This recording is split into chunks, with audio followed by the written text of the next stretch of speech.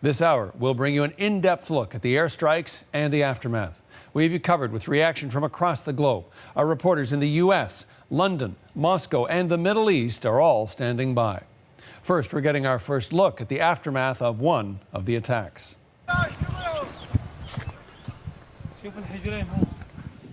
Syrian state TV broadcast this footage from outside the city of Homs. The video appears to show a crater made by one of the missiles. It shows debris and damage caused to buildings and to cars. To give you a wider perspective now, the strikes targeted an area near Damascus. As we just showed you, 2 targets also located near Homs. That's where the Syrian chemical weapons storage facility and a command post are allegedly located. Here is more of what we know so far. It's estimated that the airstrikes used twice as much firepower as the strikes in April 2017. That's when the U.S. last attacked the Assad regime over alleged chemical attacks. U.S. Secretary of Defense James Mattis calls the airstrikes a one-time shot in order to deter the Assad regime from using chemical weapons. There's also questions about how effective the attacks were. Syrian military saying that about 100 missiles were fired, but many of them were intercepted. We're also getting reaction from Russia, Syria, and their allies. Vladimir Putin has obviously condemned the attacks. He's calling for an emergency meeting of the UN Security Council. Bashar al-Assad says the attacks will only strengthen his country's resolve to fight terrorism. Meanwhile, Iran's Hassan Rouhani is also speaking out. He says the strikes will cause nothing but destruction across the Middle East. He also says his country will stand by Syria in the conflict. CBC Middle East correspondent Derek Stoffel is following all of this for us from Tel Aviv, where he joins us now. So, Derek, it is afternoon there. How significant are the strikes? Well, clearly this was a limited strike by the military forces of the United States, United Kingdom, and France. We do know that about 110 missiles were launched just before dawn. We saw pictures of explosions in the Damascus area, and we know that the missiles were launched from American warships in the Mediterranean, from a British submarine, and aircraft from all 3 nations. As for the damage caused, the sun's up. The Syrian military is now downplaying the amount of damage at these 3 sites. We saw these pictures from state TV, the mouthpiece for the Syrian regime showing a crater in an open field, clearly sending the message that nothing important was hit.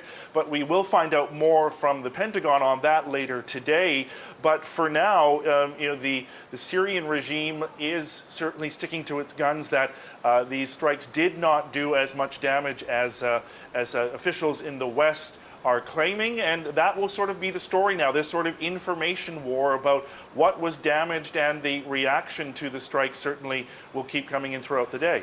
So is that information war the primary reaction we're getting so far from Syria and its allies? Well, Syria's the image that stands out from Syria this morning is a picture, some video of Syria's President Bashar al-Assad walking by himself, holding a briefcase in a presidential palace, going to his office. And I think that is trying to send the message that this is business as usual for the Syrian leader today. Earlier in the day, his office, the presidency, sent out a tweet saying good souls will not be humiliated. But we also heard from Syria's foreign ministry, which called the attacks by the 3 nations, Western nations, illegal. And that's much the same sort of reaction that we're seeing from Iran. The supreme leader, Ayatollah Khamenei, he called the leaders of the UK, US, and France criminals, and he said that the strikes will not really achieve anything.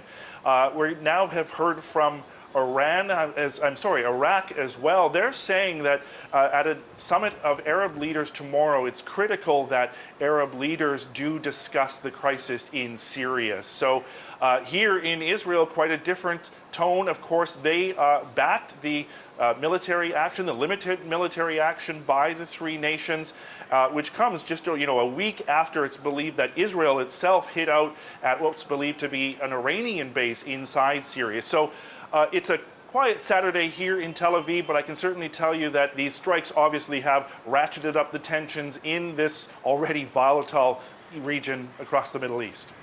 Thanks for this, Derek. CBC Middle East correspondent Derek Stoffel in Jerusalem. U.S. President Donald Trump addressed his nation last night.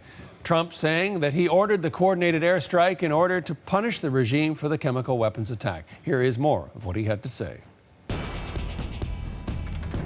Last Saturday, the Assad regime again deployed chemical weapons to slaughter innocent civilians, this time in the town of Douma, near the Syrian capital of Damascus. This massacre was a significant escalation in a pattern of chemical weapons use by that very terrible regime.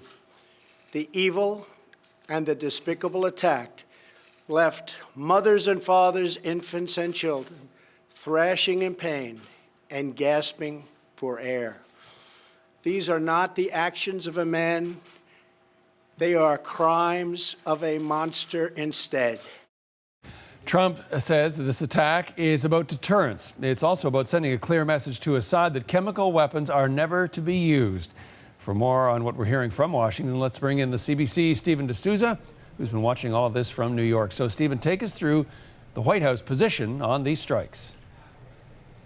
Well, much more somber tone from the president than the tweets he had sent out earlier in the week, signaling that these attacks were coming. And as you heard the president saying that the attack in Douma by the Syrian regime was a significant escalation in the regime's use of chemical weapons, and that the strike was a deterrent to prevent the spread and the use of chemical weapons by the Syrian regime. Trump, in his statement last night, also did something he's so far been reluctant to do, which is call out Russia. He called out Russia for its failure to live up to its promise in 2013 to force Syria to dismantle its chemical weapons regime.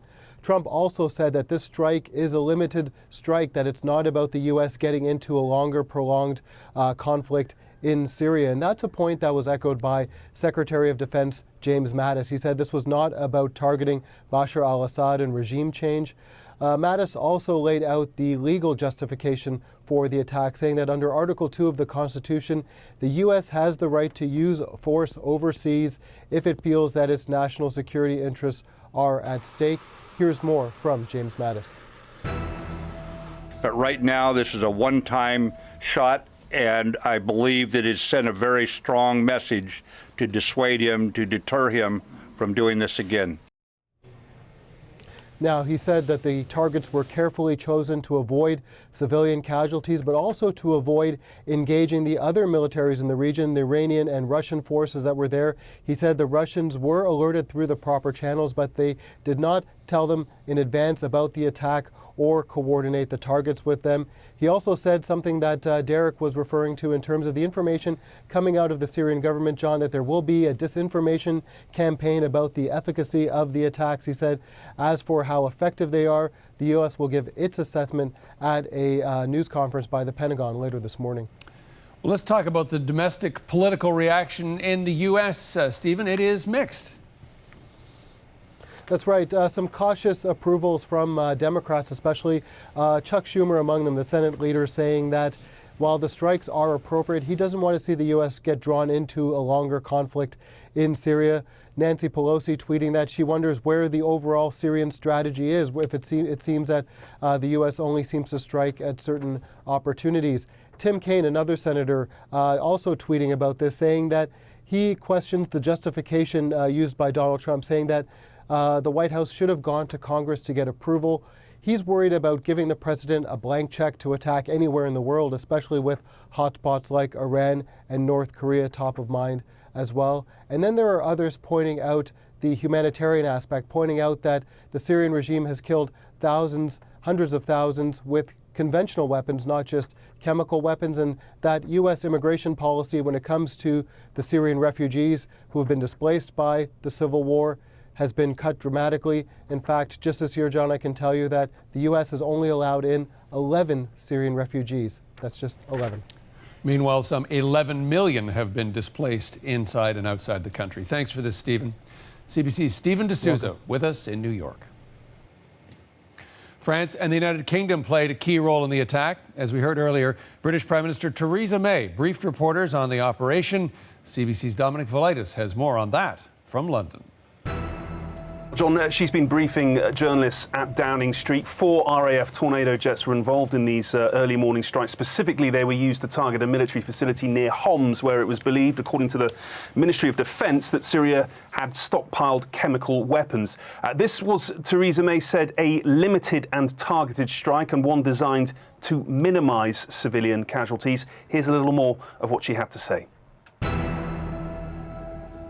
This was not about interfering in a civil war, and it was not about regime change.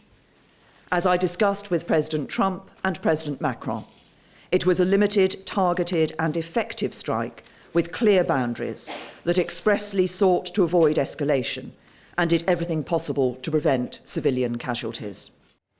So according to Theresa May, John, this wasn't about interfering in a civil war, about regime change or anything like that, but instead about minimising civilian casualties and sending a message that the use of chemical weapons would not be tolerated. And she also said, John, that although these strikes were specifically about deterring the Syrian regime, they would also send a clear signal to anyone else who believes they can use chemical weapons with impunity. We cannot, she said, allow the use of chemical weapons to become normalised within Syria, on the streets of the UK or anywhere else in the world. So a specific reference there, John, to last month's nerve agent attack in Salisbury, which the UK blames Russia for. Now, in her statement, John, Theresa May went on to say Britain and its allies had sought to use every diplomatic means to stop the use of chemical weapons, but had been repeatedly thwarted, citing there a Russian veto of an independent investigation into the Duma attack at the UN Security Council this week. For that reason, she said there was no practicable alternative to the use of force. Meanwhile, the opposition Labour leader here, Jeremy Corbyn, who is an anti-war campaigner, has called the strikes legally questionable and that Theresa May should have recalled Parliament from holiday to debate whether military action was the right way forward. And that is something many politicians here in Britain, including some within May's own Conservative Party, have called for. But Theresa May was adamant that these strikes were taken in conjunction with the United States and France were, in her words, both right and legal. John. CBC's Dominic Velitis in our London bureau. Okay, now what about this country? Natasha Fatah looking at the Canadian reaction to these events. Natasha, what are our politicians saying? Good morning again, John. So yes, shortly after the news broke that the United States, in coalition with the UK and France, would be carrying out precision strikes in Syria, we heard from our Prime Minister. Let's bring up the board of Justin Trudeau, where he says Canada condemns in the strongest possible terms the use of chemical weapons in last week's attack in eastern Ghouta, Syria.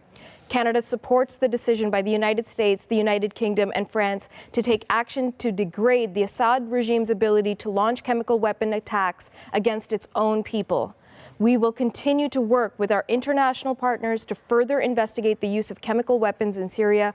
Those responsible must be brought to justice. We've also heard from our Foreign Affairs Minister, Chrystia Freeland. Here's what she had to say. Now, when it comes to this use of chemical weapons, it is clear to Canada that that chemical weapons were used and that they were used by the Assad regime. It is clear that the Assad regime must bear responsibility for that, frankly, evil act. And it's also important that the allies of the Assad regime, Russia and Iran, share in that moral responsibility for this reprehensible use of chemical weapons.